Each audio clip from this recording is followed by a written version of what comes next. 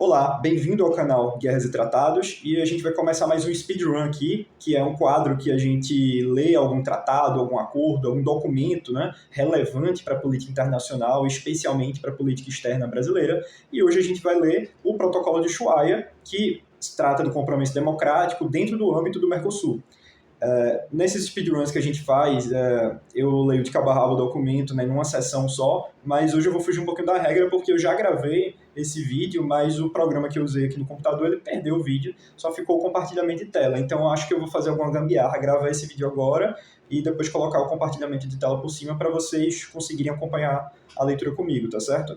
Antes da gente começar a leitura de fato do documento, que ele é bem sintético, ele tem 10 artigos ali, só são 2 páginas, eu vou tratar um pouquinho desses antecedentes. Então, o protocolo de Ushuaia, ele tem 2 antecedentes importantes. O primeiro deles é a Declaração de Las Lenhas, de 1992, em que ela trata justamente ali que o processo de integração do Mercosul, ela tem como condição essencial, né, a estabilidade democrática, né, o regime democrático.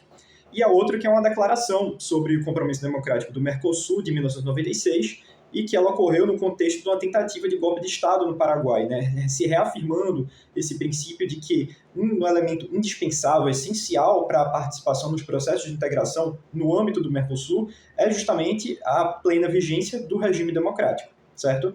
O protocolo de Ushuaia, ele foi assinado em 1998 pelos Estados-partes do Mercosul, mais a Bolívia e o Chile, né? Em 98, os Estados-partes do Mercosul eram 4, né? Brasil, Argentina, Paraguai e Uruguai. Bolívia, atualmente, não estou gravando aqui em 2025, né, aderiu ao Mercosul, mas nessa época não fazia parte, e o Chile não faz parte, né, mas outros estados, né, que não são parte do Mercosul, eles podem também assinar documentos, protocolos normativos que fazem parte do Mercosul ali, né. Inclusive, foi assinado por esses 4 estados-partes, Bolívia e Chile, mais outros estados que assinaram posteriormente, né, no caso a Colômbia, o Equador, o Peru e a Venezuela. Ali com exceção na América do Sul, fica apenas a Guiana e o Suriname, né, que não assinaram esse protocolo. Então, vamos começar a fazer a leitura, né? Primeiramente aqui, a República Argentina, a República Federativa do Brasil, a República do Paraguai e a República Oriental do Uruguai, estados-partes do Mercosul, assim como a República da Bolívia e a República do Chile, doravante mencionados estados-partes do presente protocolo, reafirmando os princípios e objetivos do Tratado de Assunção, né, que é o Tratado Constitutivo do Mercosul, e seus protocolos, assim como os acordos de integração celebrados entre o Mercosul e a República da Bolívia e entre o Mercosul e a República do Chile, reiterando o que expressa a Declaração Presidencial de Las Lenhas, que a gente comentou, de 27 de junho de 1992, no sentido de que a plena vigência das instituições democráticas é condição indispensável para a existência e o desenvolvimento do Mercosul, ratificando a declaração presidencial sobre compromisso democrático no Mercosul e o protocolo de adesão àquela declaração por parte da República da Bolívia e da República do Chile, né, isso aqui é um preâmbulo, acordam o seguinte, artigo 1º. A plena vigência das instituições democráticas é condição essencial para o desenvolvimento dos processos de integração entre os Estados-partes do presente protocolo, né? Isso aqui é a parte mais basilar desse documento. Artigo 2º. O presente protocolo se aplicará às relações que ocorram dos respectivos acordos de integração vigentes entre os Estados-partes do presente protocolo, no caso de ruptura da ordem democrática em algum deles. Artigo 3º. Toda ruptura da ordem democrática em um dos Estados-partes do presente protocolo implicará a aplicação dos procedimentos previstos nos artigos seguintes. E aí, vamos lá, os artigos seguintes. Artigo 4º. No caso de ruptura da ordem democrática em um Estado-parte do presente protocolo, os demais Estados-partes promoverão consultas pertinentes entre si e com o Estado afetado. Né? O resultado dessas consultas aí vai dizer se serão aplicadas medidas ou não. Artigo 5º. Quando as consultas mencionadas no artigo anterior resultarem infrutíferas, os demais Estados-partes do presente protocolo, no âmbito específico dos acordos de integração vigentes entre eles, considerarão a natureza e o alcance das medidas a serem aplicadas, levando em conta a gravidade da situação existente. Então, tem aqui um quê de proporcionalidade, né?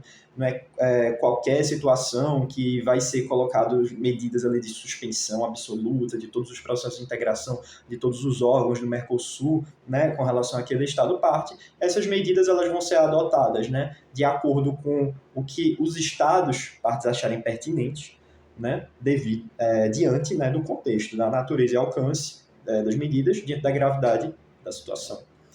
E aí, dentro ainda do artigo 5º, né, tais medidas compreenderão desde a suspensão do direito de participar nos diferentes órgãos dos respectivos processos de integração até a suspensão dos direitos e obrigações resultantes desses processos.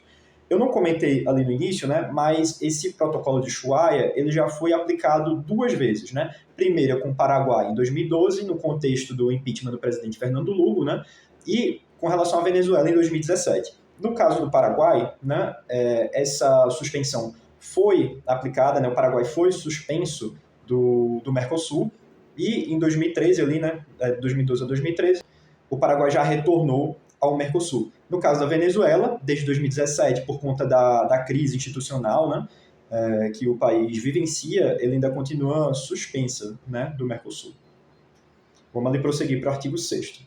As medidas previstas no artigo 5º precedente serão adotadas por consenso pelos Estados-partes do presente protocolo, conforme o caso e em conformidade com os acordos de integração vigentes entre eles, e comunicados ao Estado afetado que não participará do processo decisório pertinente. Né? Se ele participasse, ele poderia ali bloquear esse consenso, né? Não faria nenhum sentido. Tais medidas entrarão em vigor na data em que se faça a comunicação respectiva. Artigo 7º.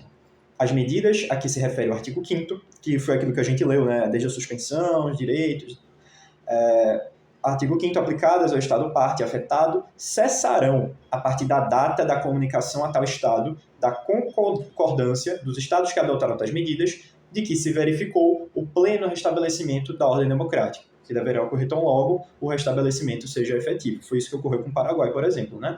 As medidas cessam, de acordo com a análise dos Estados-partes que aplicaram essas medidas, né?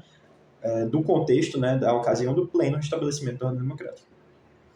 Artigo 8º. O presente protocolo é parte integrante do Tratado de Assunção, que é o Tratado Constitutivo do Mercosul, e dos respectivos acordos de integração celebrados entre o Mercosul e a República da Bolívia, e entre o Mercosul e a República do Chile, né? 2 estados que não são parte do Mercosul, mas que assinaram em 98 ali o Protocolo de Ushuaia.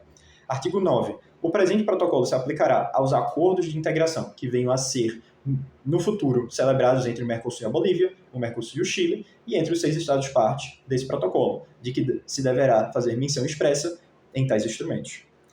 Artigo 10º e o final. O presente protocolo entrará em vigor para os Estados-partes do Mercosul 30 dias depois da data do depósito do 4º instrumento de ratificação junto ao governo da República do Paraguai. 4º instrumento, porque são 4 Estados-partes, né? O presente protocolo entrará em vigor para os Estados-partes do Mercosul e a República da Bolívia ou a República do Chile, conforme o caso, 30 dias após que a Secretaria-Geral da ALAD tenha informado as 5 partes signatárias correspondentes que nelas se cumpriram os procedimentos internos para incorporação aos respectivos ordenamentos jurídicos nacionais. Cita aqui a ALAD, né, porque esse protocolo de Ushuaia está aberto ali para os estados participantes da ALAD, né, que é também uma instância, né, de cooperação, de integração dentro da América do Sul, né? E com isso se finaliza o acordo, né? A gente tem aqui, né, feito na cidade de Ushuaia, República Argentina, no dia 24 do mês de julho do ano de 1998, em 3 originais, dos idiomas espanhol e português, sendo ambos os textos igualmente autênticos, né? E aqui a gente vai ter as assinaturas. Pela Argentina, Carlos Saúl Menem. Pelo Brasil, né, Fernando Henrique Cardoso e Luiz Felipe Lampreia, né? Chanceler à época. Aqui a gente tem o Paraguai, Uruguai, Bolívia e o Chile. Bom, gente, foi isso. Um documento bem conciso, bem curto, né, mas muito importante, né, quando a gente trata da política internacional, né, no contexto aqui regional da América do Sul, já aplicado no Paraguai, já foi aplicado na Venezuela e ele está vigente, né, e no caso da suspensão venezuelana, ela ainda ocorre, né. Então, agradeço por terem acompanhado esse vídeo e espero vocês em demais vídeos onde a gente vai ler mais documentos, acordos, tratados, né, relevantes para a política internacional. Um abraço.